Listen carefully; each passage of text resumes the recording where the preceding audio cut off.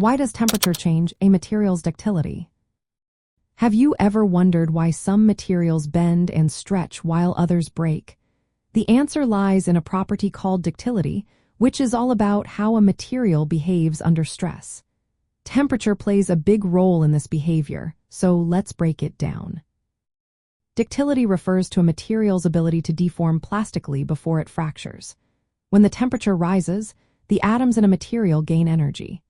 This increased energy makes the atoms vibrate more and move around more freely. As a result, they can slide past each other with greater ease. This allows the material to stretch and deform more before it snaps. Essentially, heating a material typically makes it more ductile and less brittle. Think about processes like metal forging or glass blowing. When heated, materials become pliable and can be shaped without cracking.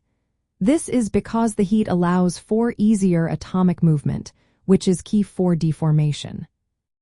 On the flip side, when temperatures drop, atomic movement slows down. This restriction makes it harder for the material to deform, leading to a more brittle behavior. At lower temperatures, materials are more likely to fracture suddenly when stressed. Many metals have a specific temperature known as the ductile-brittle transition temperature.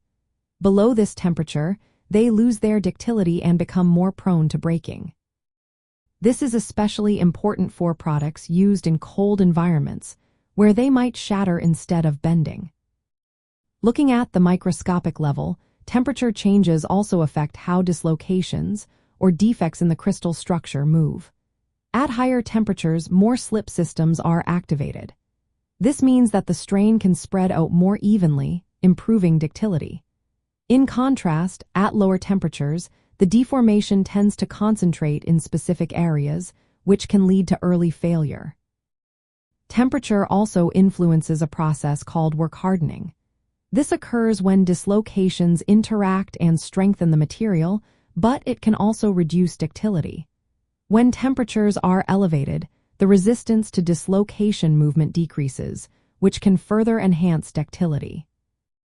Understanding how temperature affects ductility is essential for figuring out why materials fail or break down. It explains why some products might fail unexpectedly in cold weather or why heating can prevent cracking during manufacturing. This knowledge is vital for engineers when selecting materials and designing products that can withstand various conditions without mechanical breakdowns.